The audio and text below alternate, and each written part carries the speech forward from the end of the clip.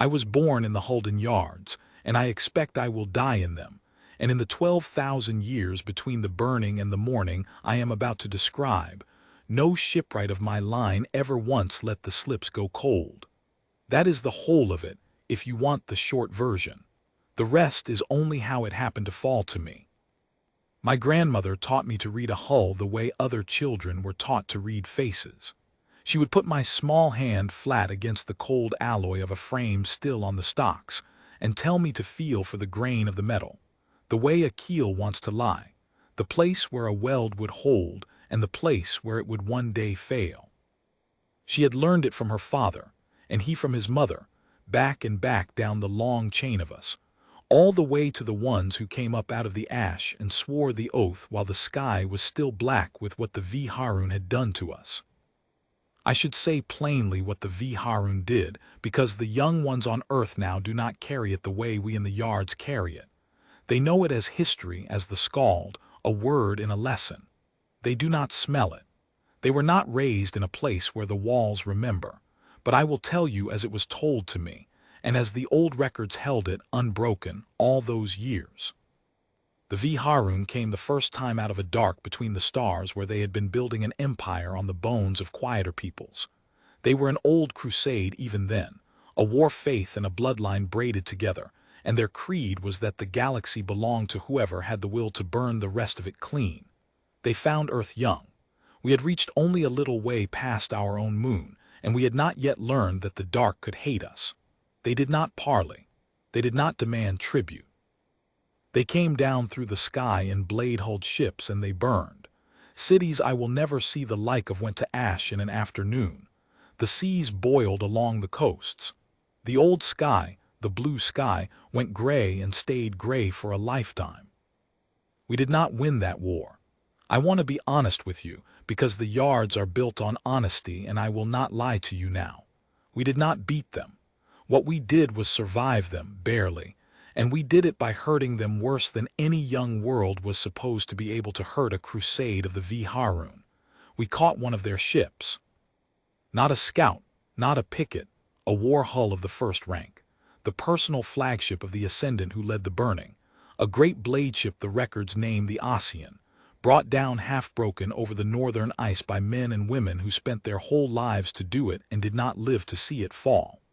And when the Crusades saw one of their sacred hulls in the hands of the vermin they had come to exterminate, something in their creed could not bear it. They broke off. They gathered their fleet and they withdrew into the dark to heal, and they left behind them a promise, recorded and kept, that they would return when the wound was closed and finish what they had begun, and this time leave nothing to catch. That was 12,000 years before the morning I am telling you about. Most peoples would have forgotten. I have thought about this a great deal, standing my watches in the yards. 12,000 years is a span that grinds nations to dust and buries languages and turns living grief into a line in a book. The Viharun were counting on exactly that.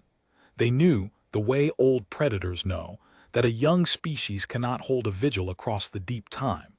Memory rots. Fear becomes legend and legend becomes bedtime story, and the story gets shorter every century until the children laugh at it. The crusade withdrew to heal, knowing that when they came back the world would have gone soft and stupid and unguarded, that we would have made peace with our own history, that the grudge would have died of old age long before they returned to collect on it. That was their whole strategy, not a weapon. Patience. They gambled that time was on the side of the burners and against the burned. They were wrong, and I mean to tell you exactly how they were wrong, because the how of it is the only thing I have ever been proud of. We did not forget. We made an institution out of not forgetting. When the ones who caught the Ossian came up out of the ash, they did not build monuments and weep.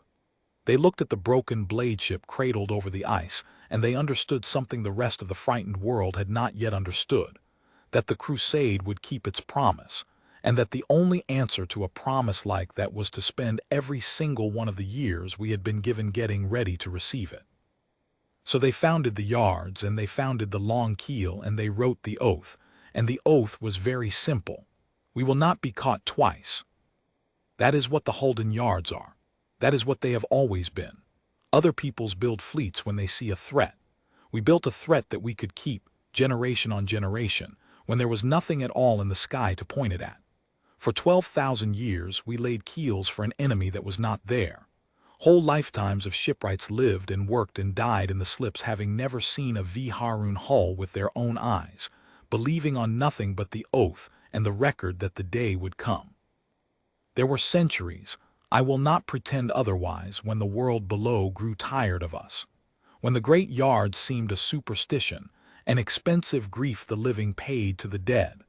There were assemblies that voted to slow the building, to turn the keels to trade, to let the vigil relax into ceremony. And every time, the yards held because the record held, because somewhere in the deep archive was the exact wording of the Harun promise, and no one who read it in full ever again spoke of standing down. And here is the part the Harun never reckoned on, the part that is the true HFY of it, if you want to call it that. We did not merely wait, we studied. We had the Ocean. We kept the flagship, 12,000 years, cradled in the oldest slip of the yards, the great broken blade ship of the burning ascendant, and we did not scrap it, and we did not enshrine it behind glass. We took it apart and we put it back together 10,000 times. Every generation of shipwrights was set the same first task before they were allowed to touch a living hull: learn the Ocean. Learn where a Harun keel is strong and where it is proud, and where, under the pride, it is thin. Learn how their armor is laid, and therefore how it can be unlaid. Learn the resonance of their drives, the reach of their guns, the blind places in their hulls where the Crusade's arrogance had told them nothing could ever come at them.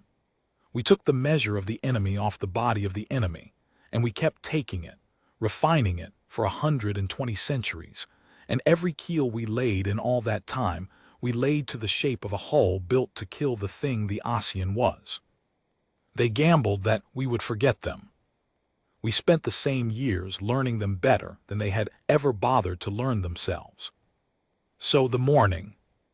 I was old by then, old enough that my grandson had already taken most of the deep slip work off my hands, and I was standing my watch on the high gallery of the yards, the way my grandmother had taught me, one hand flat on the cold rail, feeling the yards breathe. Below and around me, the Holden yards ran to the edge of sight, slips and stocks and dry docks strung along the orbital spine in their tens of thousands, keels in every stage from bare frame to finished hull, the long keels' tenders moving between them like patient insects. Beyond the yards hung the warder ring, the great girdle of Earth's defense, a band of light and steel that wrapped the whole world, and below all of it turned Earth herself, blue again, blue for 10,000 years, her daylight megacities catching the sun in long threads of silver, the fleet at its high stations dark against the bright air. It is a thing to stand and look at, even for a man born to it. It is what we made out of the ash. It is the answer to the burning, standing in the sky where the burning happened. And then the deep watch found them coming in, and every bell in the yards began to ring, and I understood, with a calm I had not expected and have never quite been able to explain, that the day the oath was written for had arrived on my watch. They came the way the record said they would come. Blade-hulled, dark, arranged in the old crusade formation, a wedge of war built to break a world. There were more of them than I had ever let myself imagine. The record could tell us what a Harun hull was.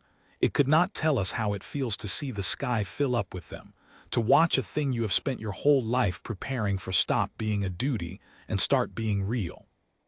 The wedge came out of the dark on the old departure lane, the very lane the crusade had withdrawn along 12,000 years before, and I understood that too. They had come back the way they left, to the same door, keeping their own promise with the same terrible precision we had kept ours. At their center flew a hull I knew the instant I saw it, though I had never seen its like alive.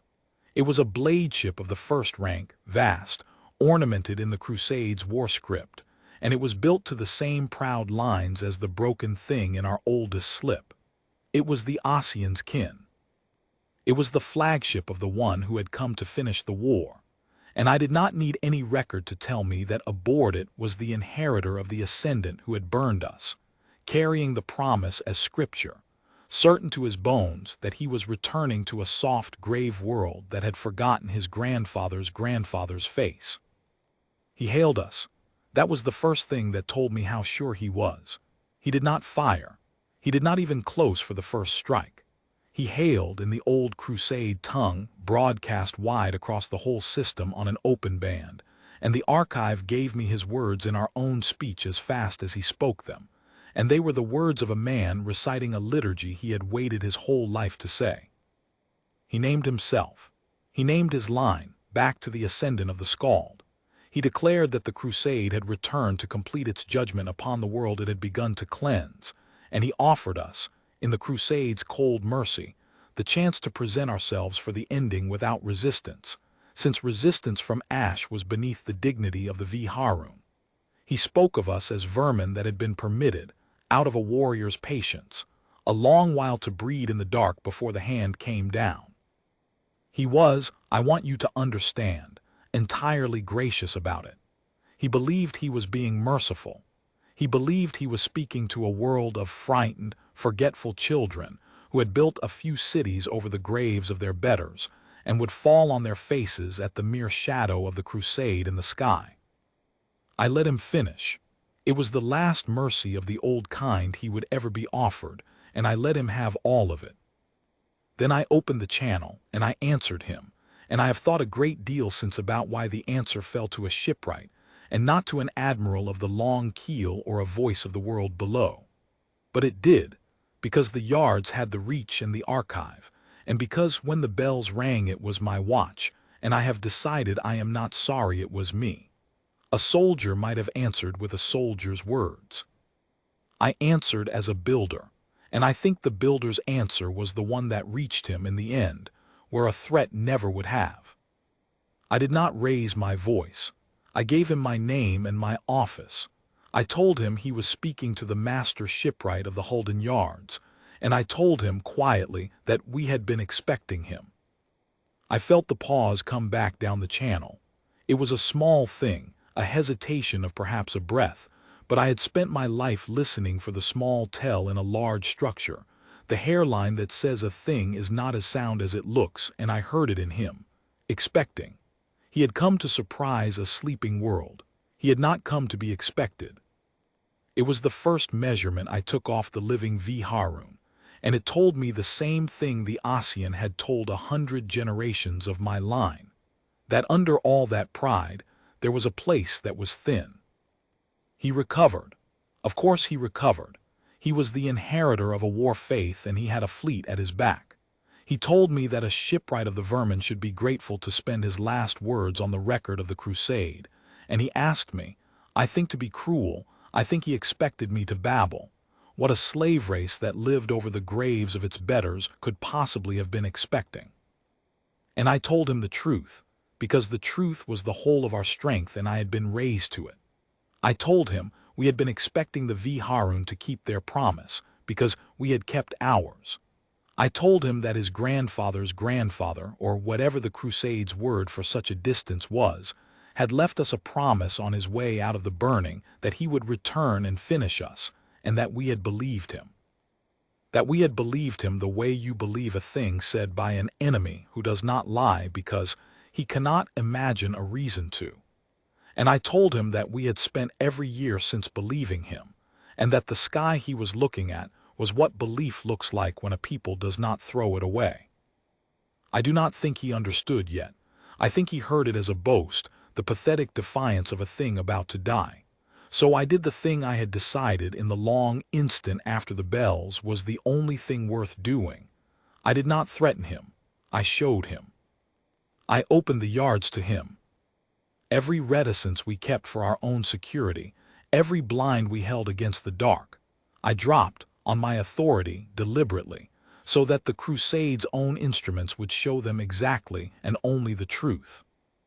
I let their scanners into the Halden Yards the way you let a man into a house you are not ashamed of. And I watched, on the archives read of their own transmissions back to their fleet, as the truth went into them. They saw the yards. Not the face of them, which is grand enough, they saw into them. The tens of thousands of slips running down the orbital spine, the keels at every stage, the finished hulls sliding out of the dry docks under their own power, and taking their stations along the water ring in numbers that did not stop. They saw the long keel come up to readiness, the great fleet that the yards had fed for 12,000 years unfolding across the sky above Earth, keel after keel after keel, until the Crusade's wedge, that wedge that had filled me with such dread coming out of the dark, sat in the middle of it like a knife dropped into a foundry. And here is what I want you to understand, the thing I am proudest of, the thing that is the true shape of the answer. It was not the number that broke them. A crusade of the Viharun does not break at being outnumbered. Their whole creed is the will to burn against odds. What broke them was slower and worse. Their instruments began to read our hulls, and their instruments began to report, back to that proud flagship, that they did not understand what they were looking at. And then, I will remember this to the day I die. Their instruments began to report that they understood it too well. Because every keel in the long keel was built to kill the Osean. Every hull we had laid in 12,000 years was shaped off the body of their own flagship, tuned to the exact resonance of a Viharun drive, armed to reach precisely the thin place under the pride of a Viharun hull, armored against the exact throw of a Viharun gun. When their scanners read our fleet, they were reading a mirror. They were reading, in every line of every ship above Earth, an intimate and patient knowledge of how a Viharun dies, a knowledge deeper than the crusade held about itself, because we had spent 12,000 years studying the one thing they had never had reason to study, which was their own weakness, and we had built the entire strength of a world around it. The warlord went quiet on the channel for a long time.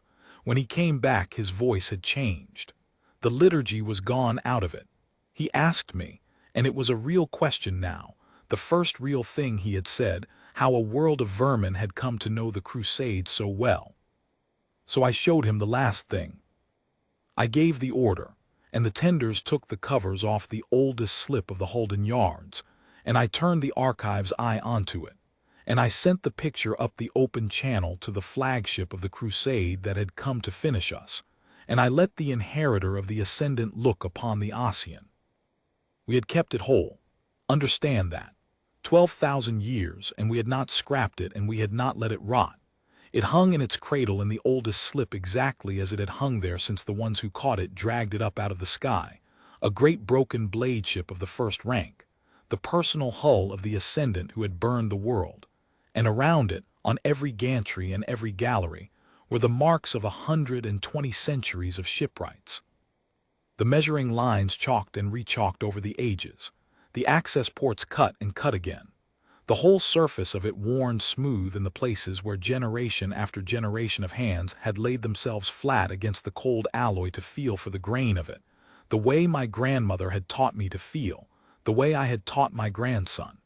It was the most studied object in the history of my people. It was the schoolroom of the long keel. Every ship in the sky above Earth had been born, in a sense, off the body of that broken thing, and we had kept it all that time, so that we would never lose the measurements. I told him what he was looking at. I told him it was the Osean, the flagship of the one who began the burning, and that we had held it since the last day of the war he had come to finish. And I told him the thing that I think finally reached him, the thing that is the whole of the paradox the crusade never solved. I told him that his ancestors had left us that ship believing that time would do their work for them, that we would forget and go soft and be easy to finish. And I told him that we had taken the very thing they left us to prove that we would forget, the broken flagship, the wound, the grudge, and we had used it as the tool to make sure we never could. That every year they had been so certain was eroding our memory, we had spent carving the memory deeper into steel. That the crusade had gambled the whole war on the belief that a young world cannot keep faith across the deep time, and that they had lost the war on that gamble 12,000 years ago, on the day we chose to keep the Osean instead of burying it. Because from that day, the ending was only arithmetic, and we had done the arithmetic every morning since. He did not answer for a long while. The wedge held its formation in the middle of our fleet, and neither of us moved, and I stood with my hand on the cold rail of the high gallery and felt the whole vast readiness of the yards around me, and did not once give the order to fire, because firing was not the point and had never been the point. The point was that they should understand. A crusade that burns a world and withdraws to heal can tell itself a story about that world, that it was weak, that it was fortunate, that it will be easy the second time.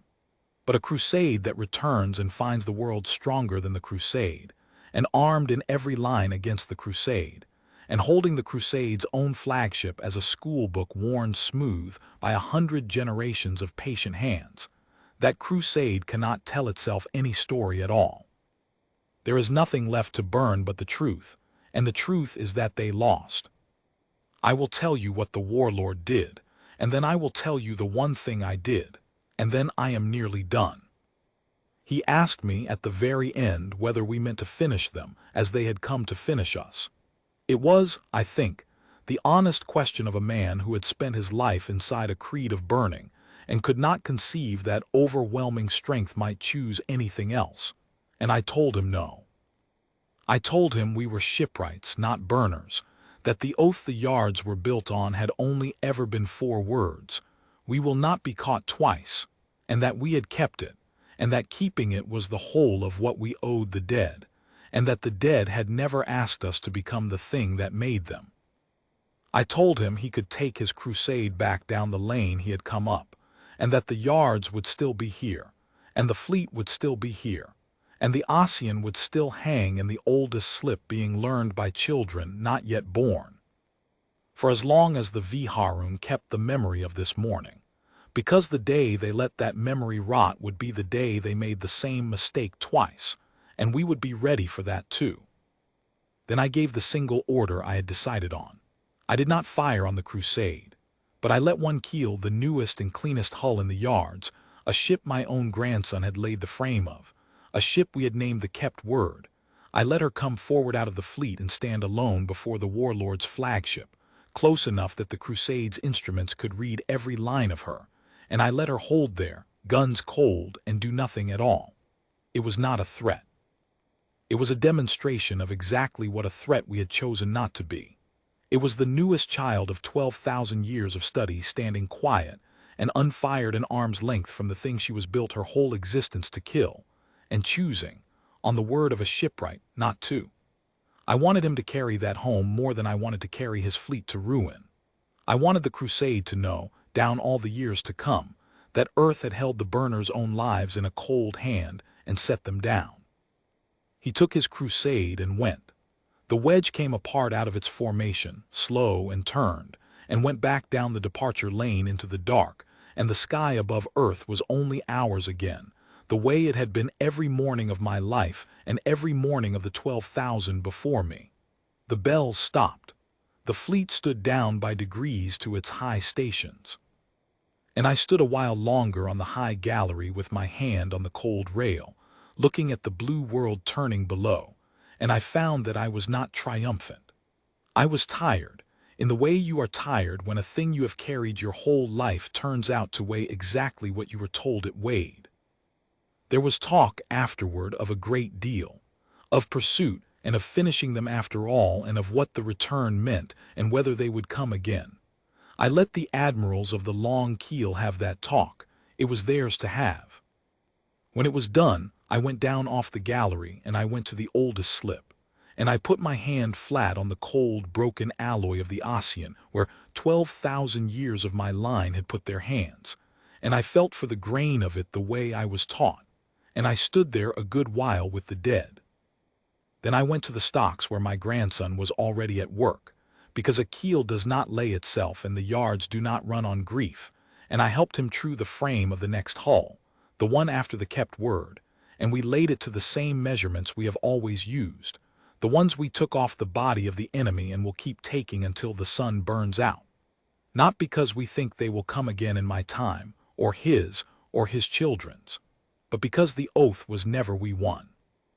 The oath was 4 words, and it was the winning, and it always will be, so long as somewhere over the blue world there is a slip that is not allowed to go cold, and a pair of hands laid flat against the steel, feeling for the grain, remembering.